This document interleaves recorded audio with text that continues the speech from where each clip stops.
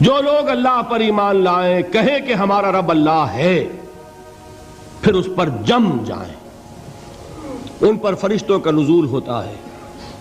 نہ کوئی غم کرو نہ خوف، خوشیاں مناؤ جنت کی جس کا تم سے وعدہ کیا گیا تھا۔ اللہ کی ربوبیت پر اطمینان جب انسان کو ہو جاتا، میرا رب اللہ ہے، ربی اللہ، انسان کے لیے نہ کوئی کھٹکا، نہ کوئی خطرہ، نہ کوئی خوف، نہ کوئی حزن۔ جو کچھ ہو رہا ہے کس کے اذن سے ہو رہا ہے؟ اللہ کے اذن سے۔ اللہ کے اذن کے بغیر پتہ تک نہیں ہلتا۔ یہ کوئی اندھا بہرا مادہ نہیں ہے جس سے مجھے کوئی خوف ہو۔ اندھا بھینسا چلا آ رہا ہو اس سے تو ڈرنے کا ہر انسان کو ڈرنا چاہیے، نہ معلوم کس کو ٹکر مار دے۔ لیکن نہیں، اس کائنات کو چلانے والا ایک سمیع و بصیر خدا ہے۔ وہ جو میرا دوست ہے، میرا ولی ہے۔ اللہ ولی الذین آمنوا یخرجہم من الظلمات الی النور۔ اللہ اہل ایمان کا ولی ہے، ساتھی ہے، پشت پناہ ہے، مددگار ہے، حمایتی ہے۔ بتائیے جسے یقین ہو جائے کہ اللہ میرا مددگار، اللہ میرا محافظ، اللہ میرا پشت پناہ، اللہ میرا حمایتی، اس کے لیے کوئی خوف ہوگا؟ اس سے کوئی ڈر ہوگا؟ میں مثال دیا کرتا ہوں ایک بہت سادہ، پنجاب کے دیہات کی۔ تو بڑا چودھری ہے اور کوئی غریب کسان ہے۔ اس غریب کسان کے جانوروں کو ہر وقت اندیشہ ہوگا چوری کا، کوئی میری بھینس کھول کر نہ لے جائے، کوئی میرا بیل کھول کر نہ لے جائے۔ لیکن جس کے بارے میں یہ سب کو معلوم ہو کہ وہ جو بڑا چودھری ہے وہ اس کا دوست ہے، اس کی بچیا کو کوئی خوف ہوگا؟ اس کی بھینس پر کوئی ہاتھ ڈالے گا؟ اسے کوئی اندیشہ ہوگا؟ نہیں۔ کیوں؟ کہ وہ بڑا چودھری، بڑا اس کا یہاں کا سردار، جاگیردار، سب کو معلوم ہے وہ میرا دوست ہے، کوئی میرے خلاف اقدام نہیں کر سکتا۔ اس دنیا میں یہ چھوٹی سی بات اگر آپ کے دلی اطمینان اور سکون کا باعث بن سکتی ہے تو ذرا تصور کیجئے۔ میں لفظ تصور استعمال کروں گا صرف اس لیے کہ اس کا ہم جس کو کہتے ہیں ادراک اور شعور کر نہیں سکتے، اگر کے ساتھ کر سکتے۔ اگر یقین ہو کہ اللہ میرا مددگار اور یقین ہو کہ اللہ ہر آن میرے ساتھ ہے، پھر کوئی خوف، کس کا خوف؟ کوئی شے اللہ سے بالا تر ہے؟ کوئی قوت اس سے زیادہ طاقتور ہے؟ کوئی اس کے ارادے کو بدلنے والا ہے؟ کوئی اس کی مشیت کے آڑے آنے والا ہے؟ یہی بات ہے جو حضور نے فرمائی۔ یہ ایمان کا حاصل ہے لب لباب، کہ دیکھو اچھی طرح اس بات کو ذہن نشین کر لو، اگر تمام انسان مل کر تمہیں کوئی نقصان پہنچانا چاہے نہیں پہنچا سکتے، مگر جو کچھ اللہ نے لکھ دیا ہو، اور تمام انسان مل کر تمہیں کوئی نفع پہنچانا چاہیں نہیں پہنچا سکتے، مگر وہ شے جو اللہ نے طے کر دی۔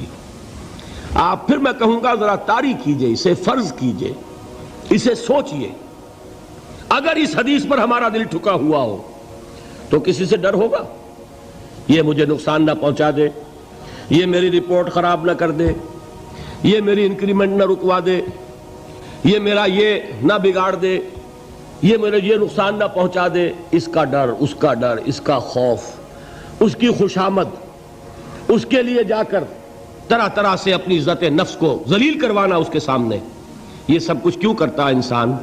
جب سمجھتا ہے کہ اس کے ہاتھ میں میرا کوئی نفع ہے، اس کے ہاتھ میں میرے لیے کوئی ضرر ہے، یہ مجھے کوئی گزن پہنچا سکتا ہے، یہ مجھے کوئی نقصان پہنچا سکتا ہے، یہ میرا کوئی کام بنا سکتا ہے، یہ میری کوئی ضرورت پوری کر سکتا ہے، اسی کا نام شرک ہے۔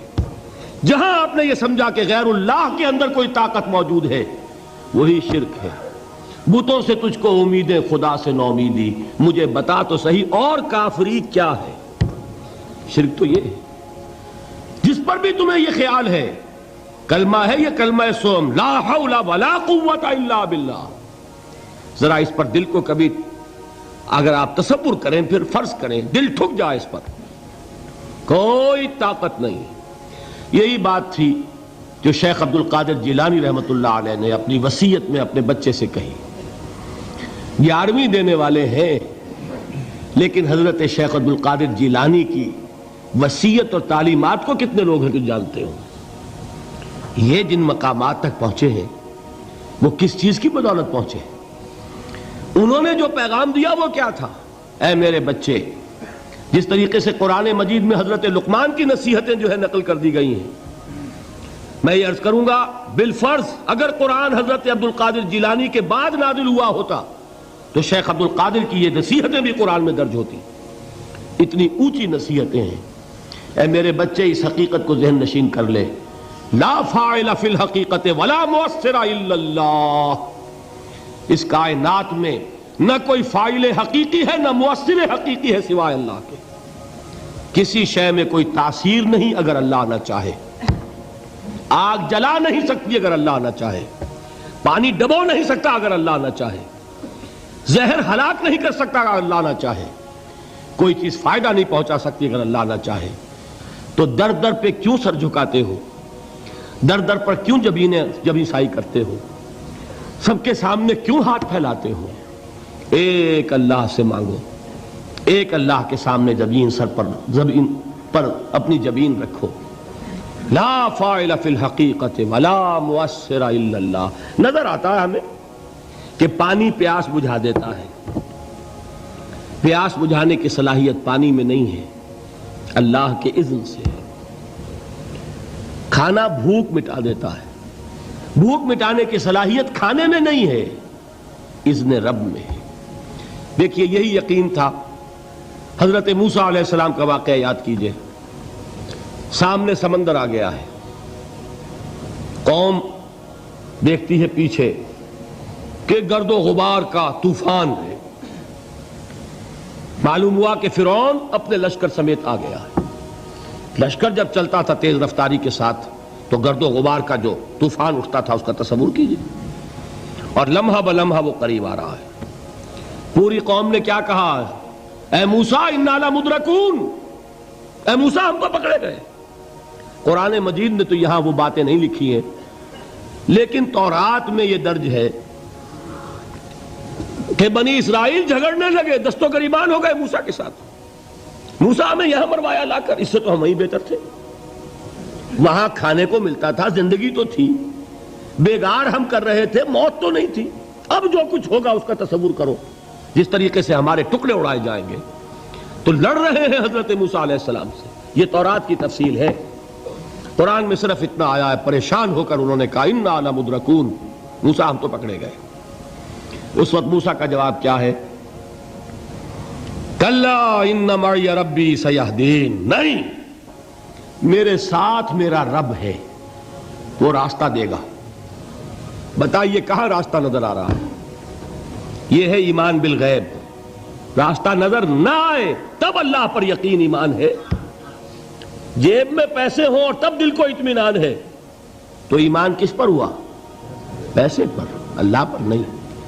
جب وسائل و ذرائع نہ ہوں اور پھر یقین ہو کہ اللہ مسبب الاسباب ہے، وہ اسباب کا پابند نہیں ہے، وہ اسباب کا محتاج نہیں ہے، اسباب اس کے محتاج ہے. اگر یہ یقین ہے تو اللہ پر ایمان ہے.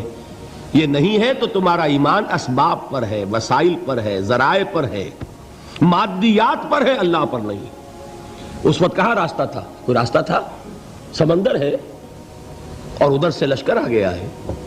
کلا ان معی ربی سیہدین. اب دیکھیے ایمان کہہ دینا آسان ہے، ہوا معکم اینما کنتم، جہاں کہیں بھی تم ہوتے ہو اللہ تمہارے ساتھ ہوتا ہے. لیکن اس کا یقین قائم ہو جائے تو زمین و آسمان کا فرق واقع ہو جائے. دین کی بات پھیلانا صدقہ جاریہ ہے. ثواب کی نیت سے ویڈیو کو شیئر ضرور کیجیے. جزاک اللہ.